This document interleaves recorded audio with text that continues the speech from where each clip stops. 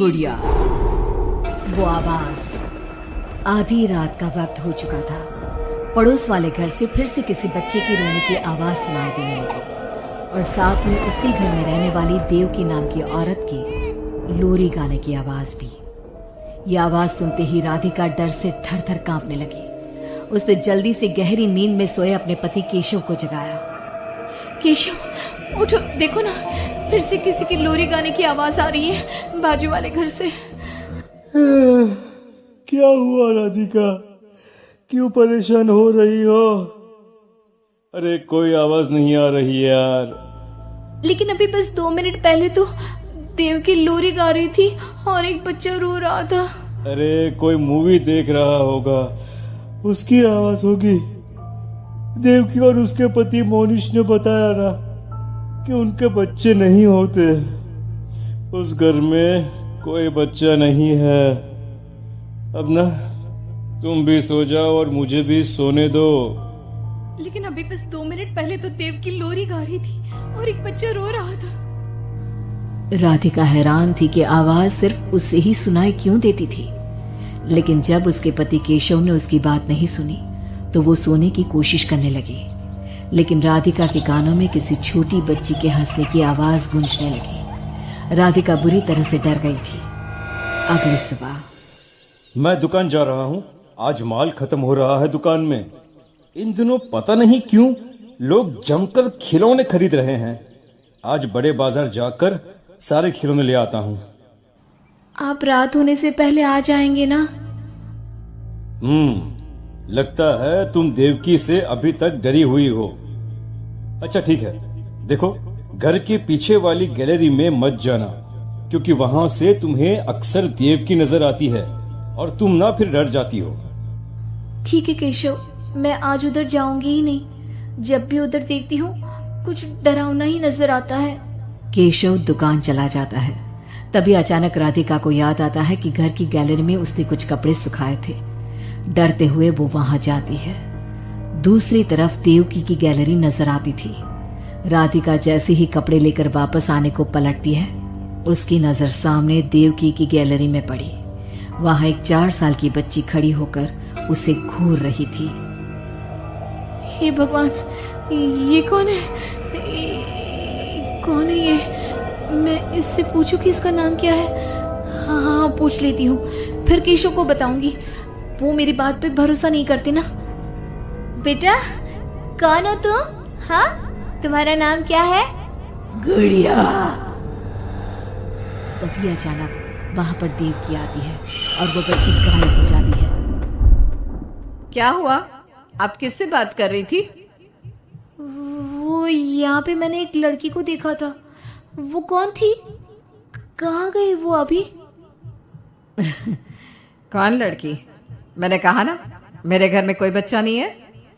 मैंने देखा था, वो यही थी। वो आपके पीछे कौन है? राधिका को फील होता है कि किसी ने उसे धीरे से पुकारा, आंटी।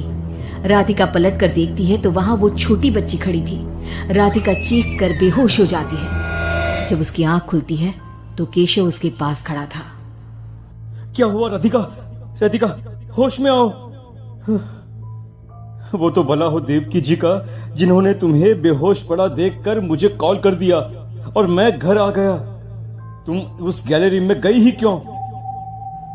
केशव, वो लड़की यहाँ आ गई थी और वो देवकी, वो ठीक औरत नहीं है।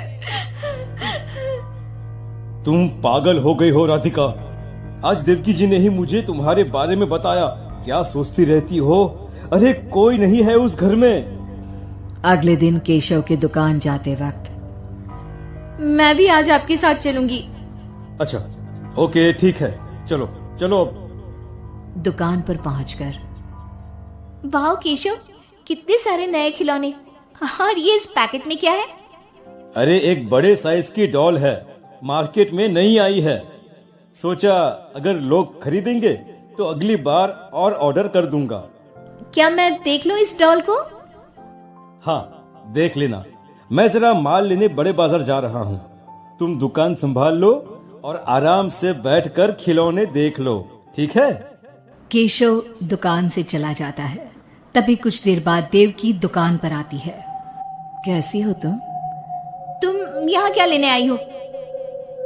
गुड़िया। गुड़िया? मेरा मतलब तुम गुड़िया का क्या करोगी? तुम्हारे घर में तो बच्चे।